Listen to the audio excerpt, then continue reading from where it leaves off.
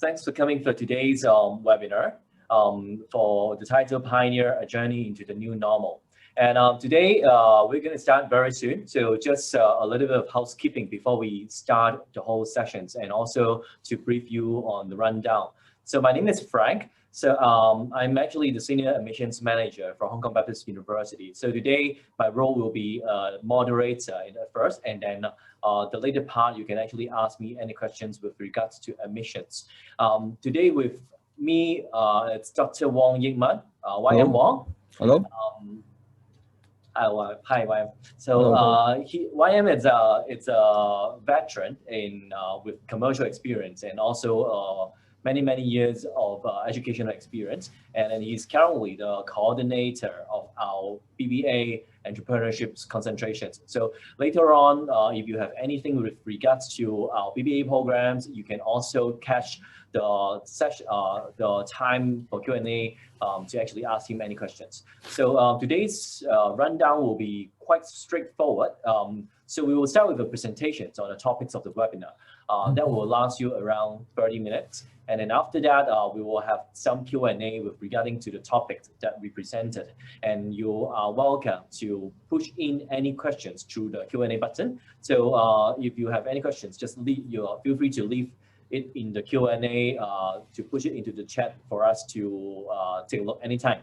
And then we will answer all the questions in one go after the presentation. And then after that, we will have about 20 minutes to tell you a little bit more about applying to Hong Kong Baptist University and also some of the opportunities that's actually available with us. So let us start with Dr. Wong's presentation first.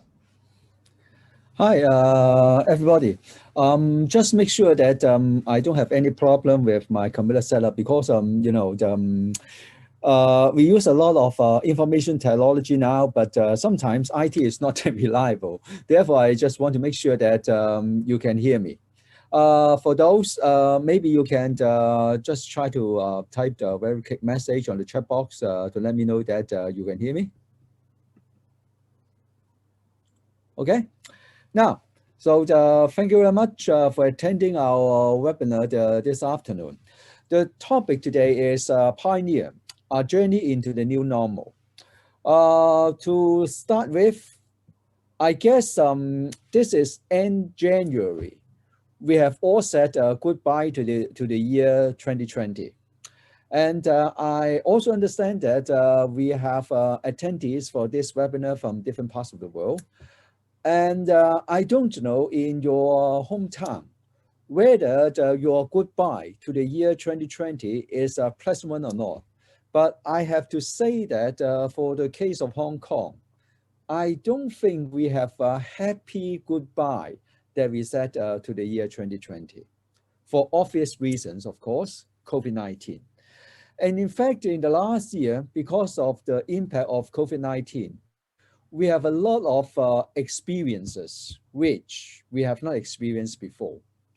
And I guess most of you are students. Then for students, this is your experience, right? Especially for students in Hong Kong. You don't come to go back to your school, go back to campus, and then you have your study online. In Baptist U, I guess it's almost 1 year that we teach online. And I miss very much my students. Apart from teaching, apart from our work, COVID-19 has also another significant impact on us. You know, people in Hong Kong, we are quite famous we like very much vacation.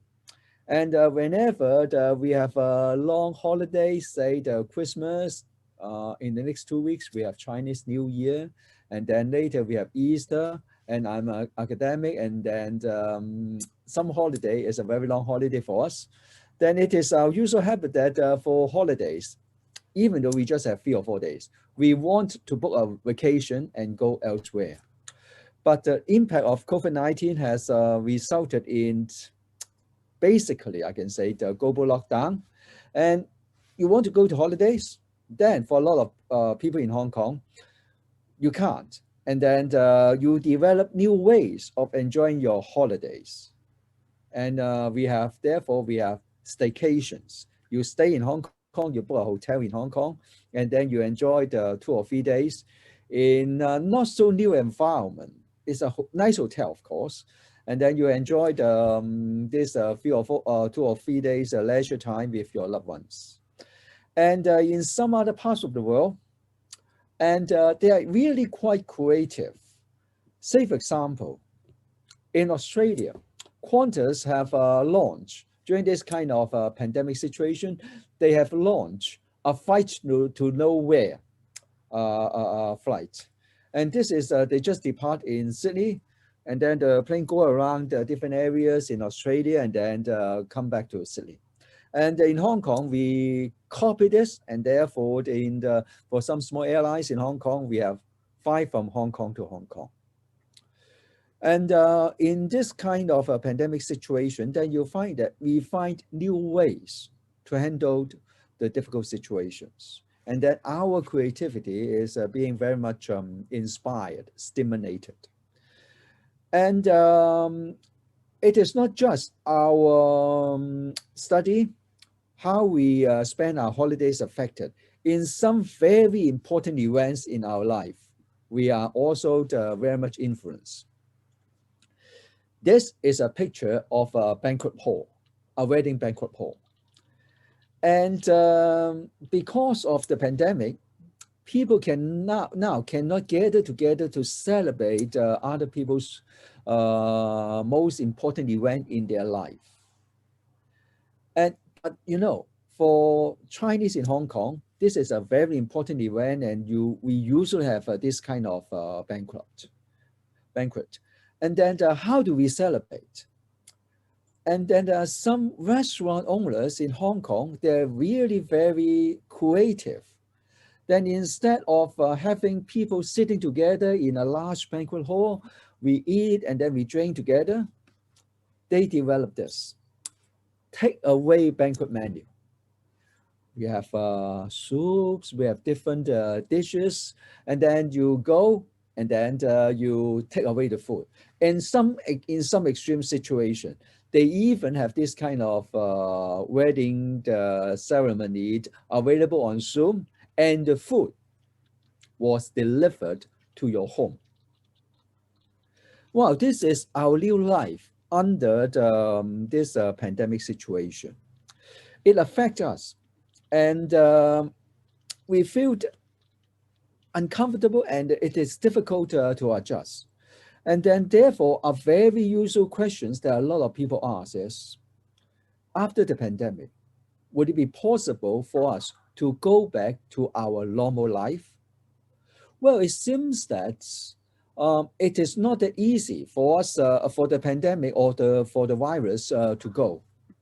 Then, very recently, a lot of people are talking about inoculation of the vaccine, and therefore, can we go back to normal when the vaccine eventually comes and we prove that they're effective?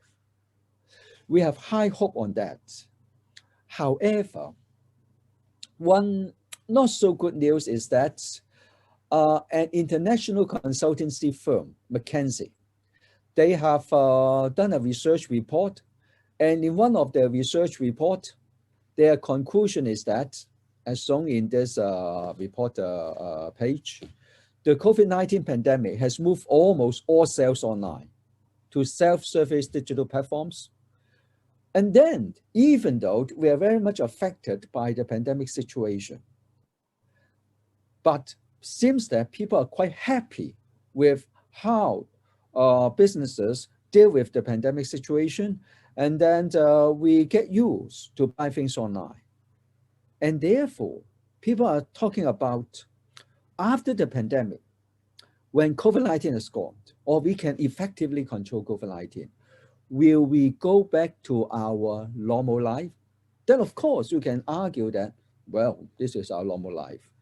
But this normal life is not the conventional, traditional normal life that we have. This is a new normal life. And therefore, a lot of businesses while they are quite optimistic about the impact or the effect of the vaccine on controlling the epidemic, they have started to prepare for the arrival of a new normal. And in fact, if you look at what has been happening in the last year, then probably you will agree with me that, yes, COVID-19 has much impact on us, but COVID-19 is a catalyst which has been able to accelerate the changes. But the changes has in fact been happening long before COVID-19 has arrived. Just that because of COVID-19, we are forced to implement the changes more rapidly. Therefore, in fact, with or without COVID-19, we are about to enter into a brave new world. Changes are there. Changes are happening. So bear with me. I would like to use some example to show you that whether or not we have the COVID-19, we are going to have a new normal. COVID-19 is just an accelerator for the arrival of the new normal. This is a pair of jeans. Well, I guess different people with different background, we have different views on this pair of jeans, right? I recall that when I was at your age, at my late teens, early 20s, if I find this pair of jeans in my wardrobe, you know what I would do with it? I'll simply throw it away. Because when I was young, nobody wear jeans like this. But if I have a pair of jeans like this now, even though I don't wear it myself, I'll probably sell it. And how much are you going to pay for it? Probably a few 100 Hong Kong dollars, right? It is quite trendy now to wear this kind of clothes.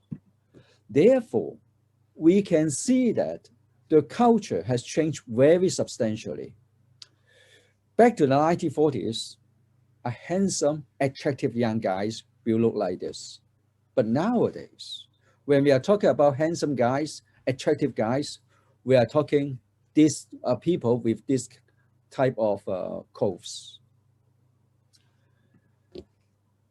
And some 20 or 30 years ago, I think one difficult task for parents is that they have, if they want their children to learn things, then it is a very difficult task for them to try to drag their kids from the playgrounds back home.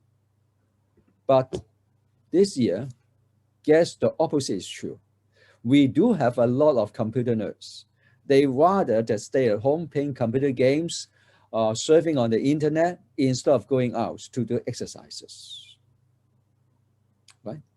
And when the pandemic comes, when COVID-19 comes, people, they have to do their study, they attend class online.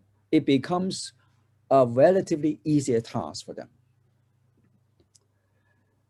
And 10 years ago, a lot of kids still enjoying flying kites, but now kids still look up to the sky, but instead of flying kites, they are flying the drones. Therefore, if you look at from a broader perspective, what's happening in the last maybe 10, 20 years, then you will find that the world has in fact changed a lot, changed very substantially. While a few years ago, we are still a little bit, you can say, conservative, and then we are waiting for the changes to take place. The unexpected arrival of this new coronavirus has made things happen much faster than we originally expected. Change appears to be the only thing which is constant. And if you look at what we have been experiencing in the last 5-10 years, Then one characteristic of the changes is that it is discontinuous. What's happening in the past, in the last 10 months, 6 months, is no indicator of what is going to happen in the next week, in the next month. Changes are unprecedented. You have never known why or how it comes. And a lot of things are unexpected. And we may have to look at our society, our economy with a different angle. Now, this angle can be very different and you can't imagine. Let me quote you one example. Do you know who is regarded as the richest, most wealthy person in the world now? Well, when I was preparing for this presentation, I did some Google search. And then in one report from Investopedia, they have done a small study on the 10 richest people in the world. And the person on the top of the list is Elon Musk, the CEO, founder of Tesla. The next one is Jeff Bezos. Jeff Bezos is the founder and CEO of Amazon. He has been the world's richest people for a number of years, quite some years. But his position was taken by Elon Musk and last year, probably last December or just a few weeks ago.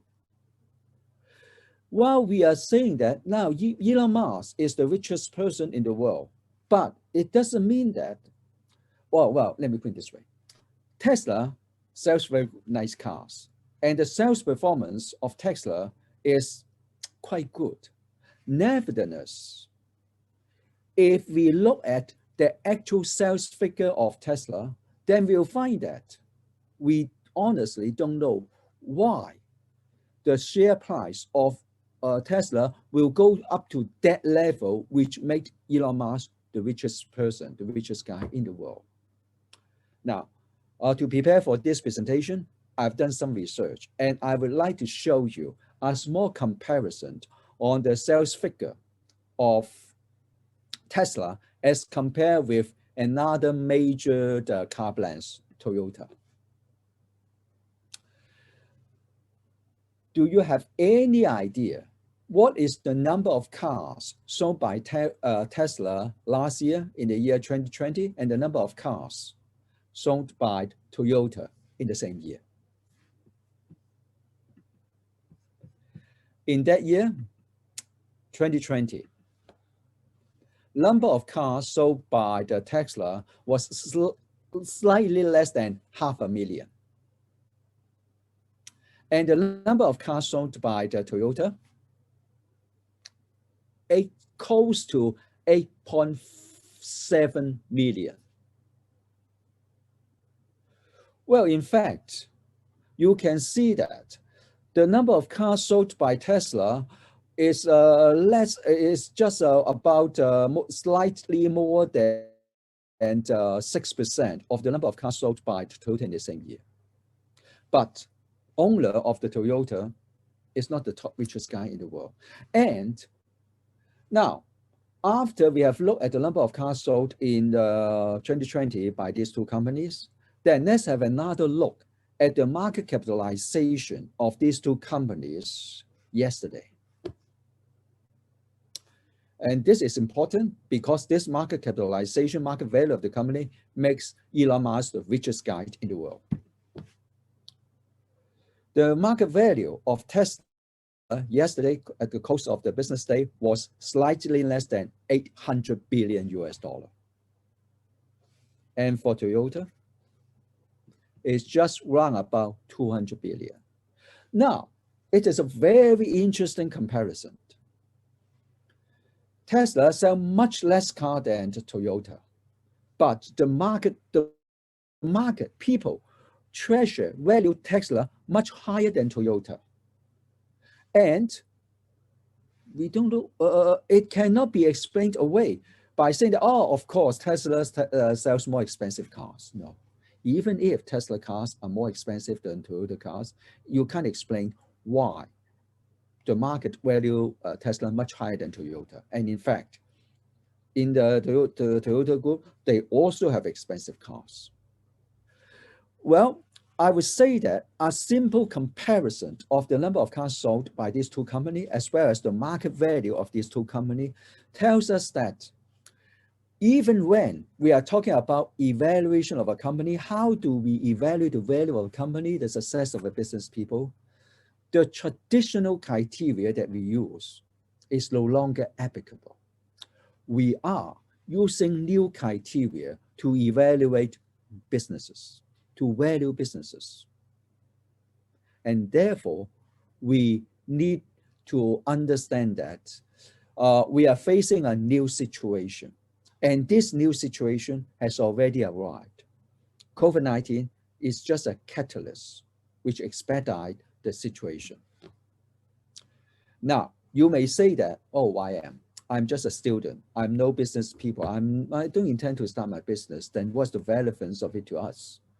Now, if this is your concern, then let's have another look at the job market. To prepare for this presentation, I have done a simple search on jobs, that the number of jobs available in the year 2000 and then in the year 2020.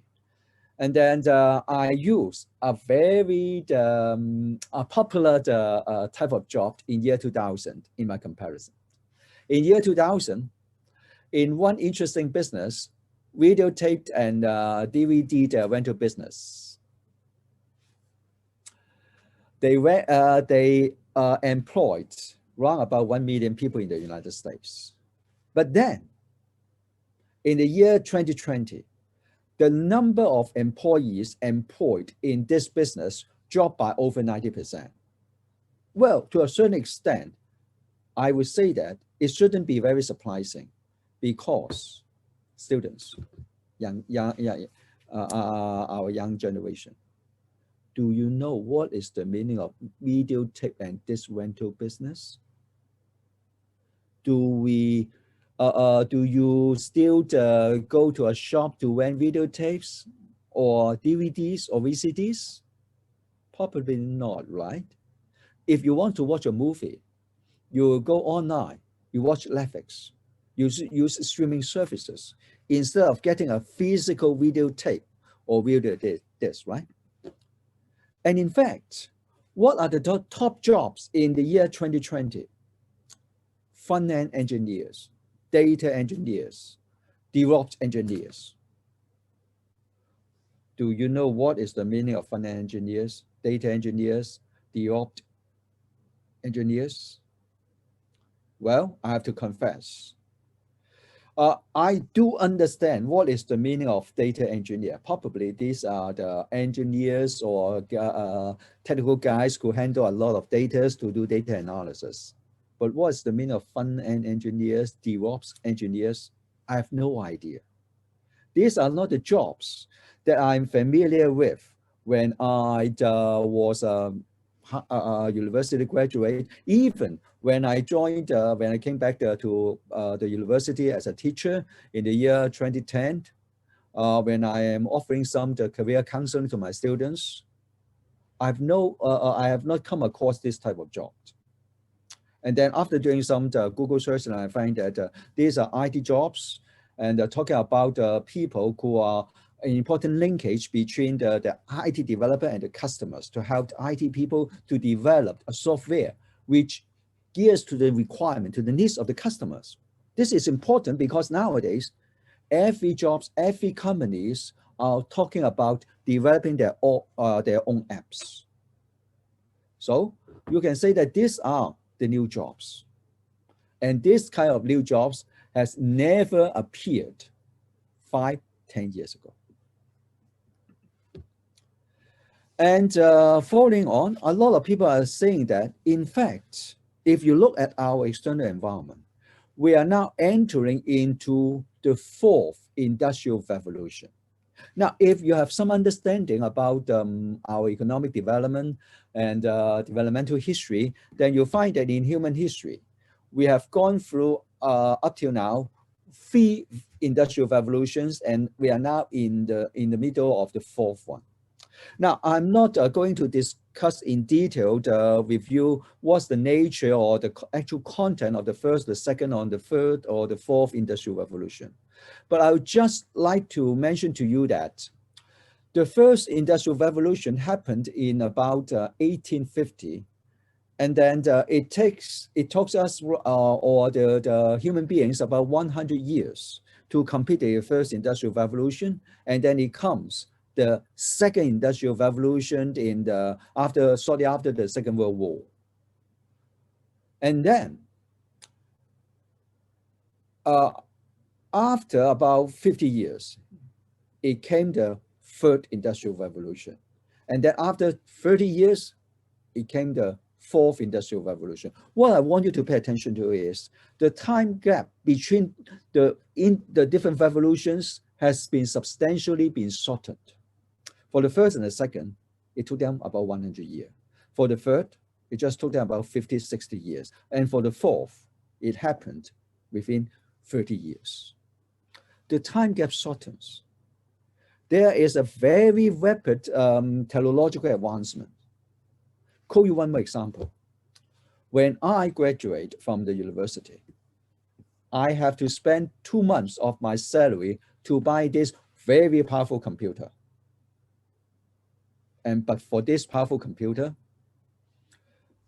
if I want to transfer data between computers, I have to use this kind of what they call the floppy disk. And do you know what is the capacity of this floppy disk? For this small one, it can only contain about 1.4 megabyte data. For this one, it's just 500 kilobytes. You can't imagine how small, how little this disk can contain. Nowadays, even with a thumb drive, you can store the 20 gigabytes data in a very small thumb drive, right? And you don't need this kind of big computers to do the processing. Even the smartphone nowadays is more powerful than the computer there. Therefore, young guys like you, when you are planning your university education, you are in fact doing a very important but difficult task. You are charting the unknown waters. It seems to you that you are here and you have some understanding on what you are handling, what you are facing now at this moment. But in universities, you will spend 3-4 years. And what will happen in 3-4 years when you graduate? It's unknown. It's unknown. Things will change very rapidly. And the title of my sharing with you today is Pioneer, a Journey into the New Normal. It seems that I'm telling you, you have to prepare a journey for you to enter into the new normal.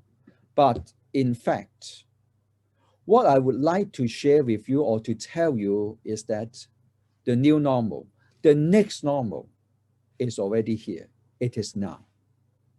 Therefore, in order to prepare yourself for the years to come, for the next normal, for the job environment, for the society, 3-4 years later, after you have graduated from your university, you need not just a skill that you can possess now, that you can learn now.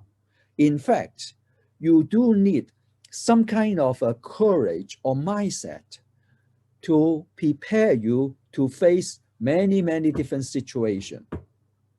And you can handle different situations, you can pick up new skills. Just go back to the slide on jobs. 5 years ago, nobody knows what is the meaning of front-end engineers, what's the meaning of DevOps engineer, but now it's just a top job. Not necessarily they're technical jobs, and sometimes it is jobs for people with less technical background, but they need to understand technology and customers. Therefore, it is important for you to have this kind of mindset. And I am the concentration coordinator of BBA Entrepreneurship Concentration. And I always like to tell my students that why a few years ago in university, in Baptist University, we introduced this new concentration, and we call this entrepreneurship. And we developed this entrepreneurship concentration not because we want to train our BBA students to start their business.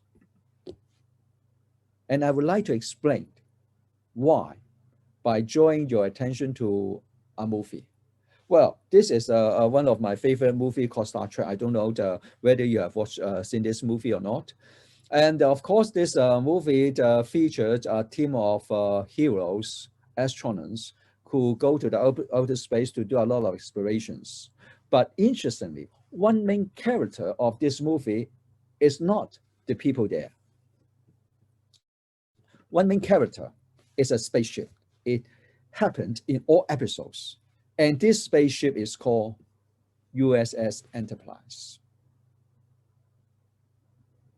Now, the question that I would like to ask you is that this is a spaceship which will take people to the outer space to do a lot of explorations. Why is it called the Enterprise?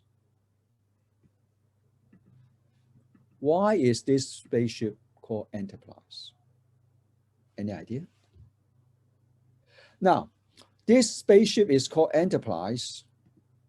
Then we have to go back to a monologue that appeared in every episode of this movie. Space, the final frontier. These are the voyages of the Starship Enterprise. Its continuing mission to explore strange new worlds, to seek out new life, new civilizations, to boldly go nowhere no man has gone before.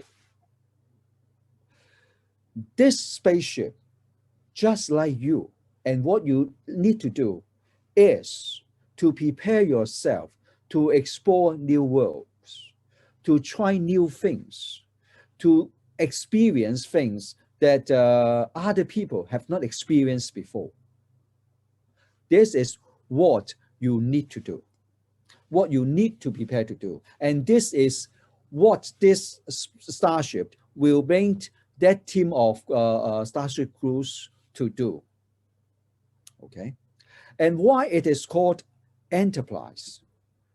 It is called Enterprise because, in fact, the word entrepreneur does not mean starting your own business, owning your business.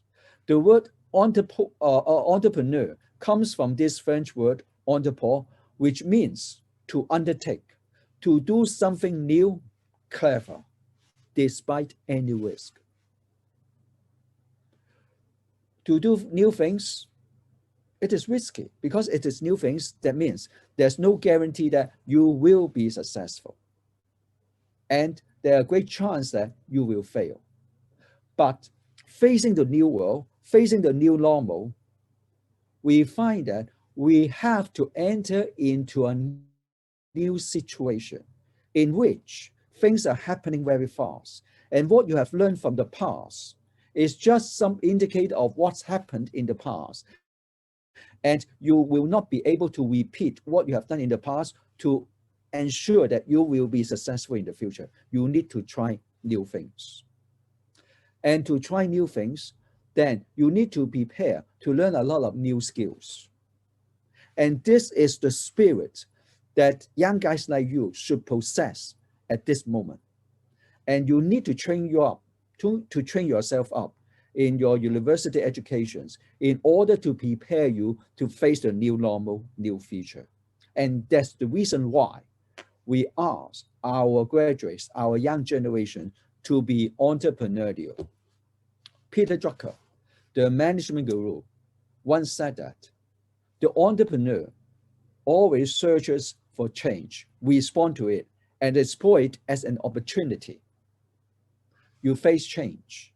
You have the mindset of coping with the change, do new things, don't be frightened away for the changes, and you are willing to respond to it, to take risks in order to help you to be successful. In a Harvard Business Review article in the year 2013, Beth Eldridge mentioned that we are all racing to get more entrepreneurial.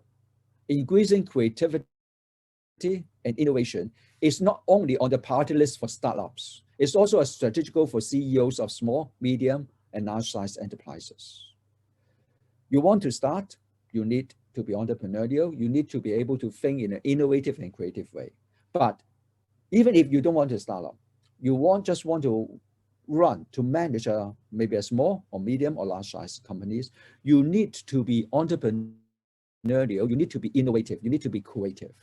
And this is the skills that you need to run a company. Now, if your CEO, your boss need these skills to run this company, then definitely these requirements, this demand will channel down to you as a young executive in the organization.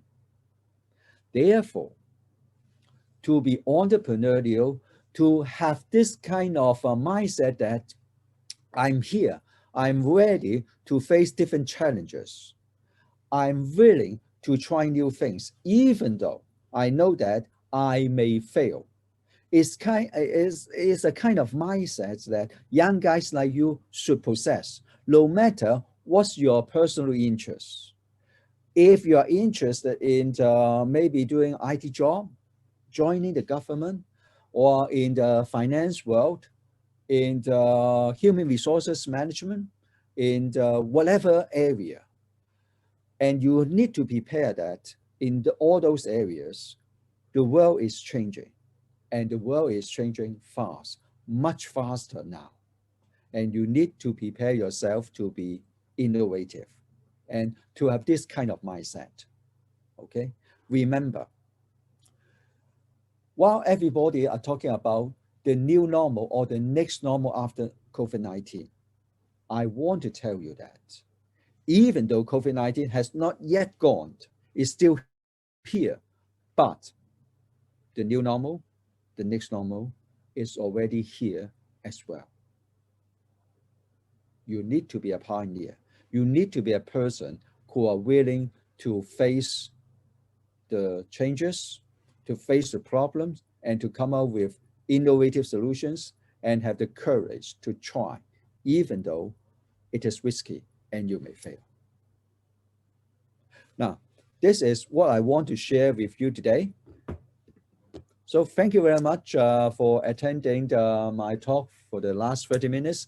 I hope that I don't get you bored. So I would like to see do you have any questions that you want to ask or any views that you want to share with us? Hi, people. So this is the time to ask questions. So anytime, if you have any questions, please leave it in the chat or the Q&A. I will try to pop down into the questions for YM. There's one question in the box earlier asking, is staycation better for local economy? YM, maybe you can actually tell a little bit more about staycation. Well, I would say that staycation is an alternative for hotels or for the hospitality industry to get past the difficult situations that they are facing now. It is just an alternative. Probably this is not the best alternative. Okay, so of course for the industry or for the customer, we cannot go elsewhere. So it would not be a bad idea if we try to get out for a short period using this staycation alternative. Okay, but I guess if we want the economy to go back, then still we need to be able to fly, we need to be able to travel to different places, and we go out and we welcome tourists to come to our places, etc. Okay, so there's another question, which it's also I'm not sure, YM, can you actually answer, but you can shed some light. What are some of the latest tools available to help students choose an educational stream? So for example, I think this questions actually come from a counselor, and to see if we have any suggestions, should students go on to any particular tools or websites, or when they're actually chasing, choosing a choice among all the different programs in the university? Well, this is a very tough question.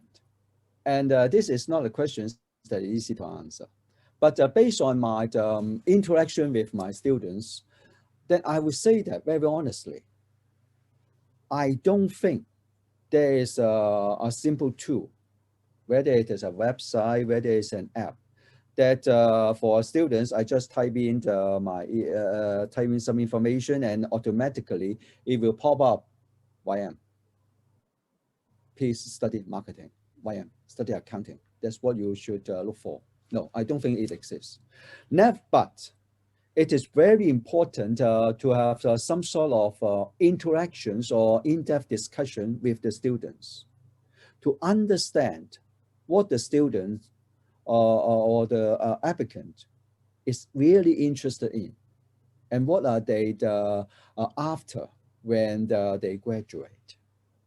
In fact, I would say that nowadays, for university education, we should put more emphasis not on technical skills, but on the training of the mindset to help students to prepare for the unknown future.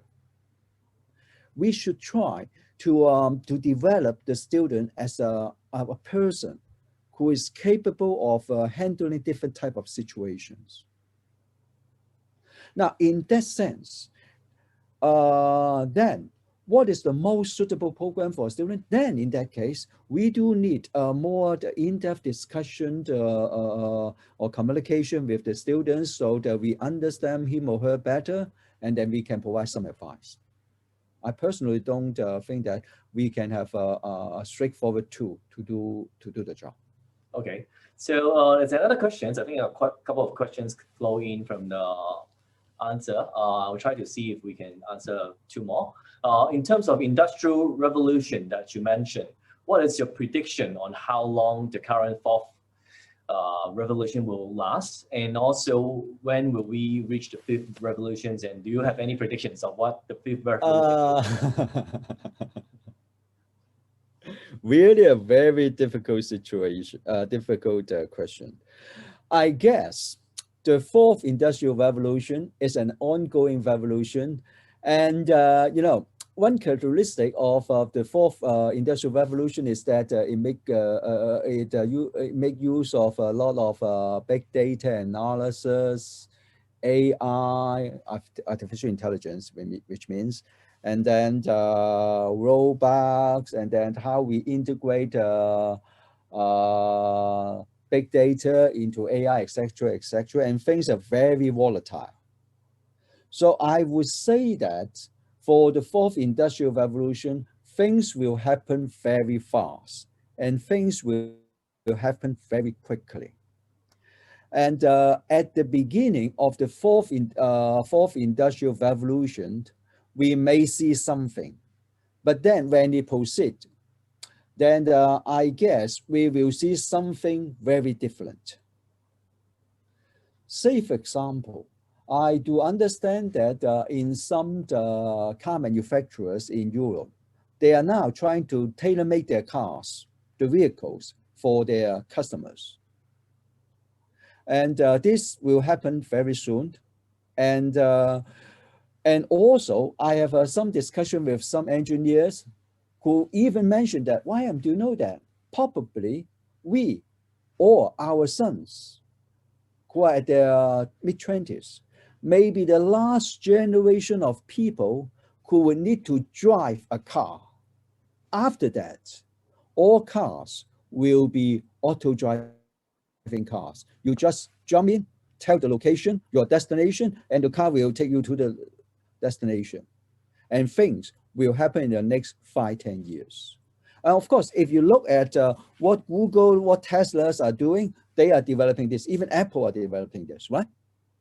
And then how long we will be materialized, I don't know, maybe 5, 10 years. And then in that case, when it arrives, whether we call this the fourth industrial revolution, or we say that, well, it's quite substantial changes, then we call this fifth, that it is difficult to tell, okay?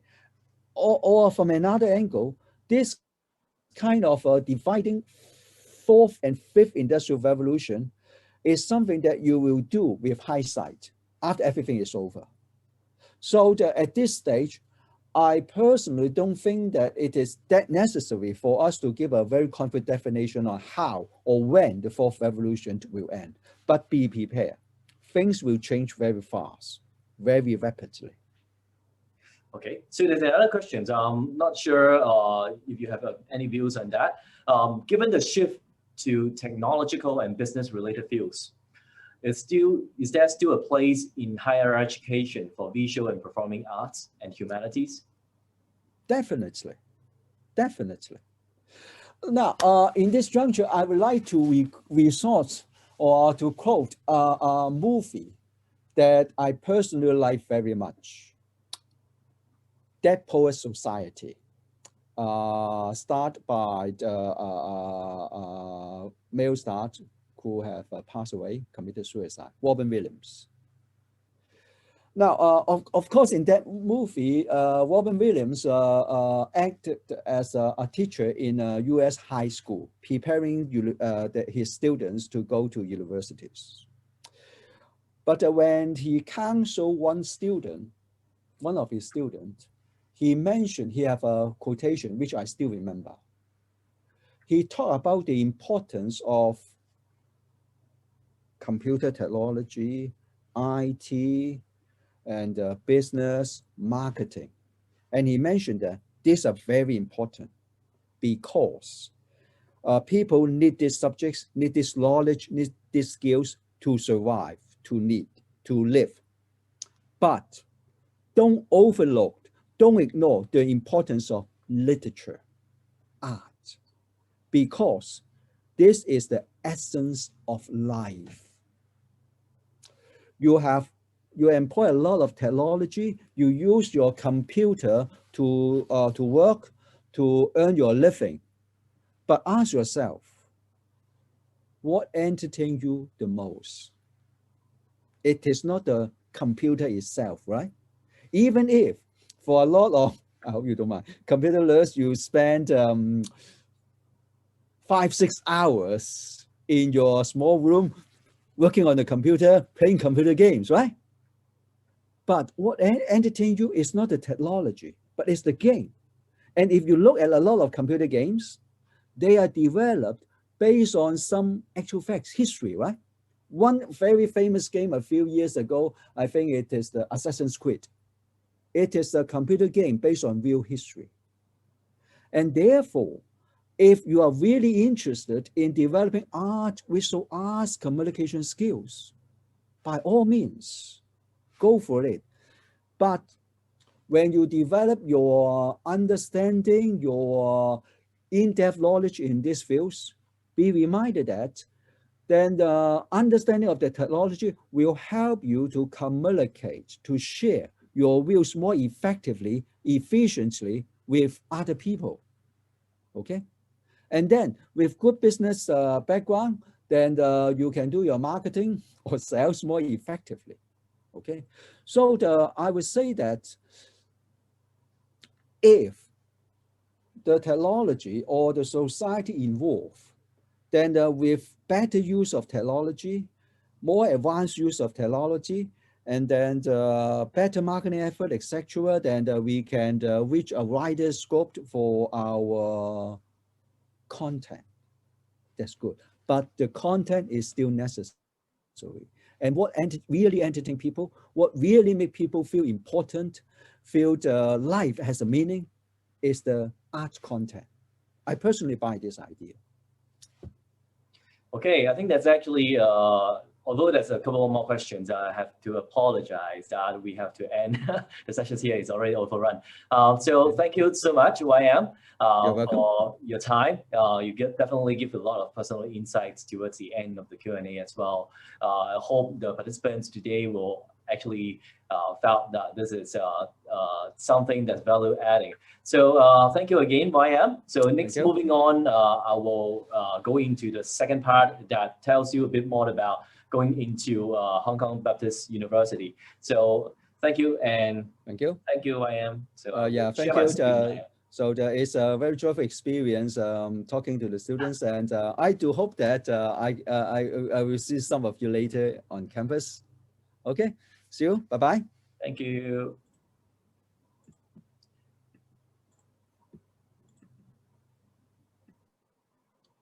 Okay, so next on, I will do a very quick introductions of the university, Hong Kong Baptist University, for those of you who are not familiar or it's the first time in our webinar. And then after that, if you have any admissions related questions at the end of this session, so feel free to ask, and I will try to run a very quick Q&A on that as well. So just to wake you a little bit up, I have a very quick video about 1 to 2 minutes to share with you. Welcome to Hong Kong Baptist University.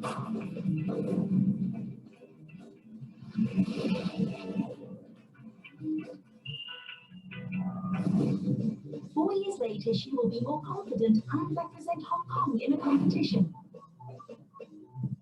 A year later, this absent-minded guy will find out his favorite subject. He'll know how to look after himself after a year. 3 years later, he'll receive his technology award for the first time.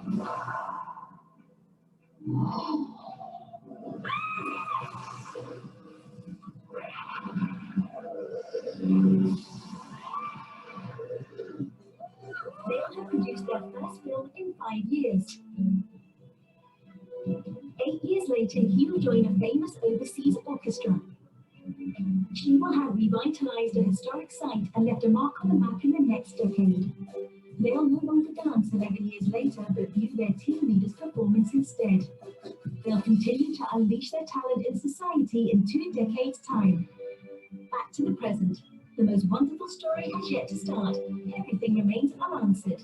But you'll have expectations, excitements, and hopes. Welcome to another starting line for many others. Welcome to Hong Kong Baptist University. So just for a quick video, I think this video matches very well with today's theme. That inside the video, you will actually see a lot of different areas like our hall and also our campuses, our sports area that within the campus.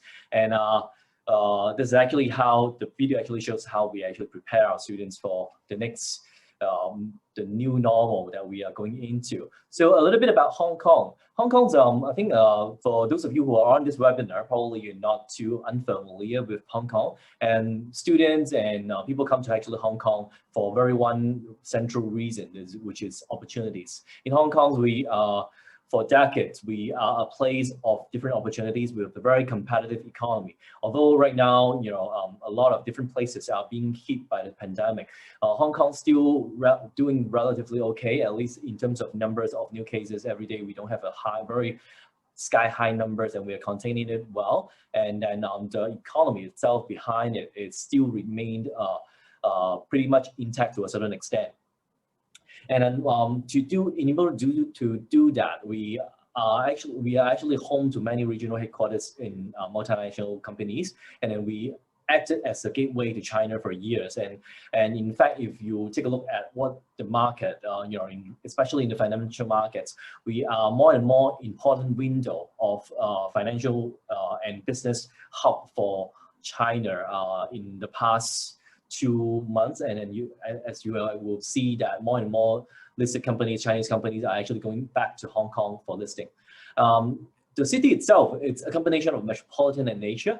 You know, a lot of students and people who have been to Hong Kong will actually understand, look at Hong Kong like a very concrete jungle. But in fact, when we actually ask our international students, a lot of them will share with us where they go hiking every weekend. So they go to a lot of beach in Hong Kong as well. So there will be a balance of city life and also some nature's reserve that it's really very, very just steps away, you know, from our campus, which is inside this, the second picture on the right, just a walking distance of about 20 minutes, you will go on to a hiking trails that you can actually walk up a mountain behind us.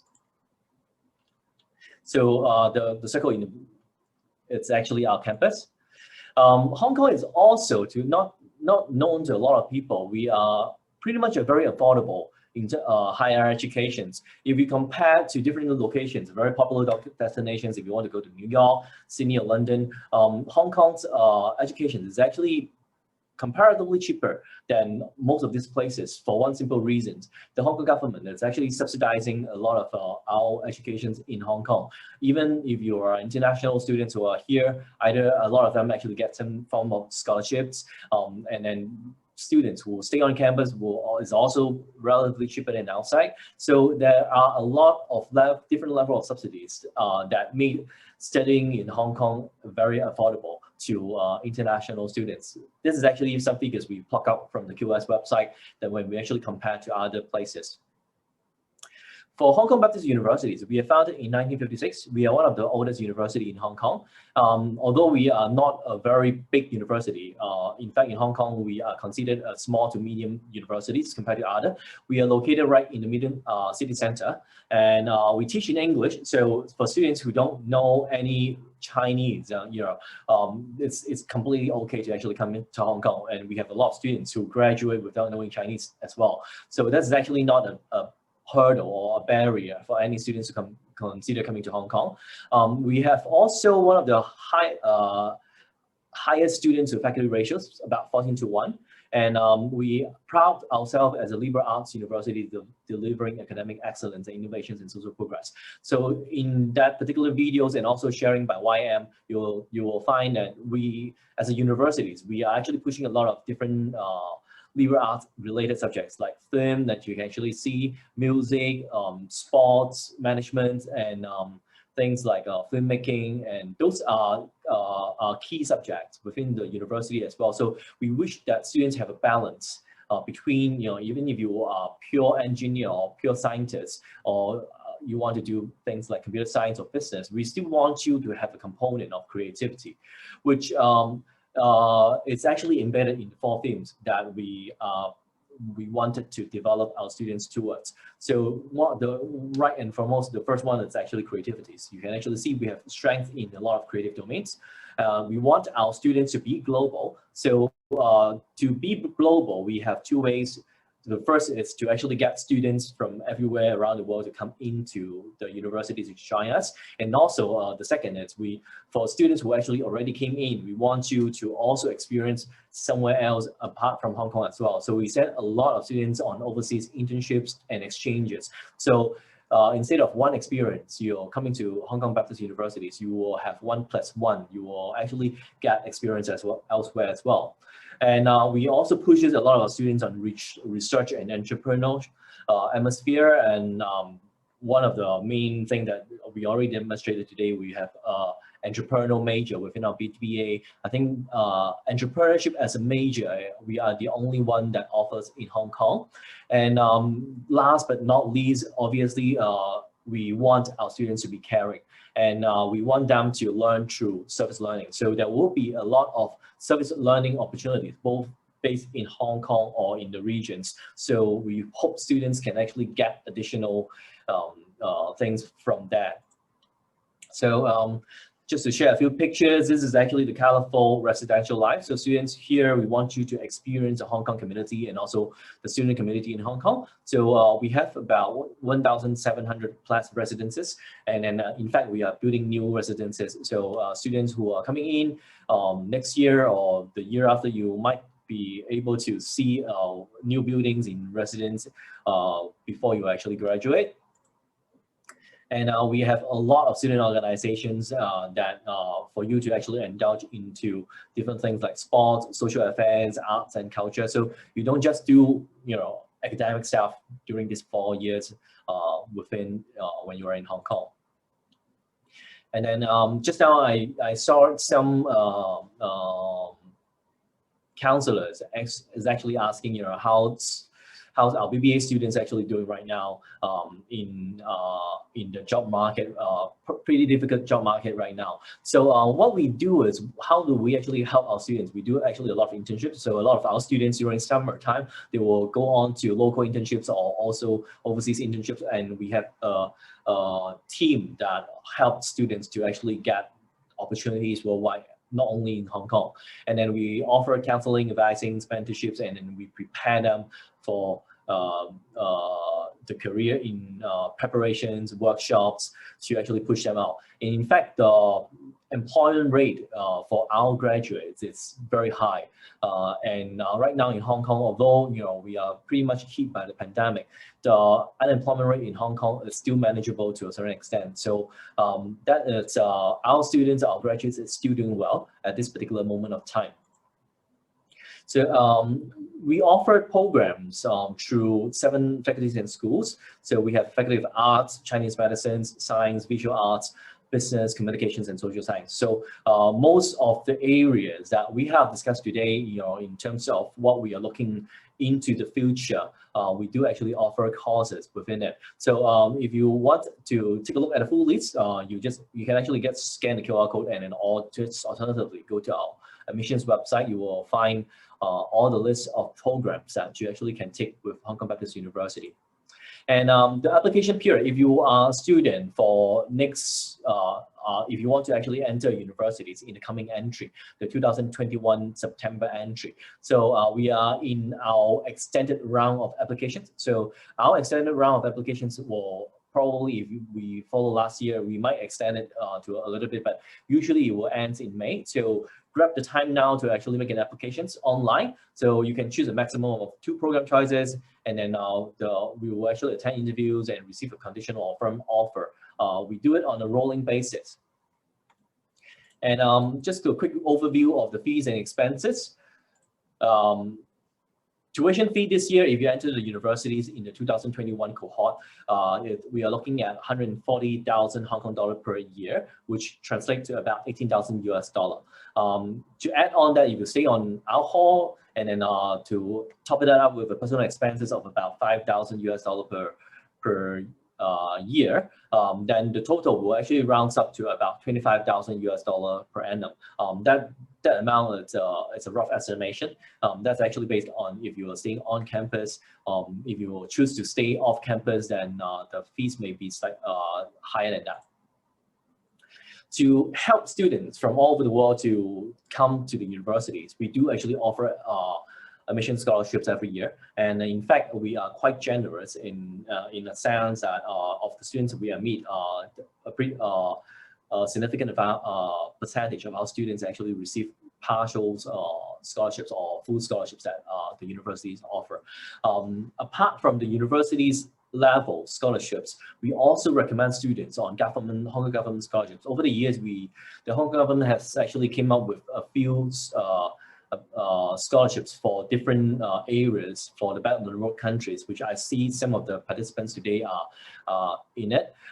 So we do have Hong Kong government scholarships that we will actually offer our students or recommend our students to actually receive. So add all that up, there will be plenty of opportunities for students to get some scholarships if financial situation is a problem coming into Hong Kong. And basically that's the sharing that I want to share today. I think right now it's about 5 minutes overrun. I want to take this time to see if there's any questions that you want to ask with regards to admissions, so that I can actually get back to you on admissions related issues. Any questions? Feel free to put it into the Q&A.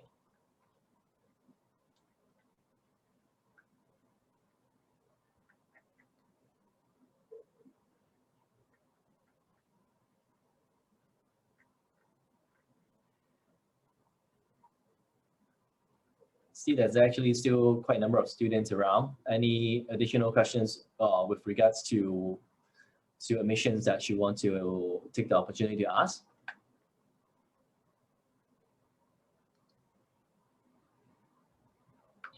Okay, I saw some questions. Can international students go to Hong Kong if they get admitted, or students who have to have their classes online in year 2021?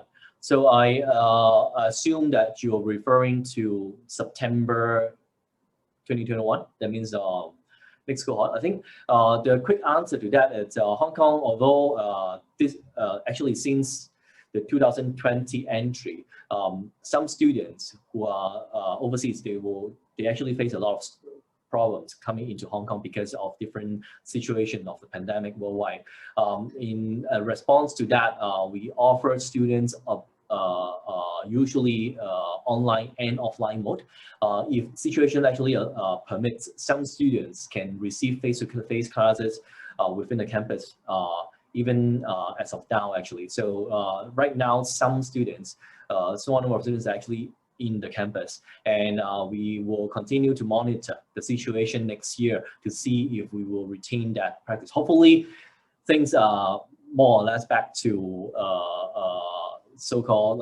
Hopefully, we actually go into another phase to back to on-campus teaching come September, and hopefully, fingers crossed, the vaccines can actually be effective, and then we can resume a lot of face-to-face interactions on campus starting next semester. But right now, it is quite unsure. But when the time is unsure, we will definitely have online capabilities to allow most of our students to attend classes through Zoom.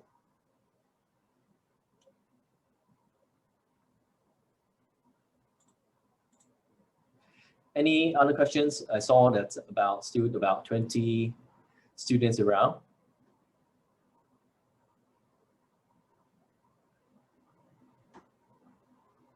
You can type any questions in either the chat or the Q&A button. Or if you want to ask live, you can raise your hand so that I can let you speak. That's also an option.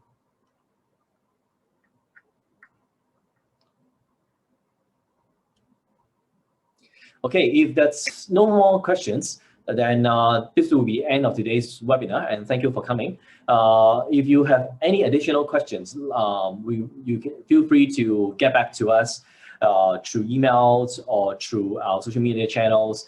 We are always here to answer any of your questions. Okay. So thank you for your time today, and hope to see you soon on campus. Bye bye.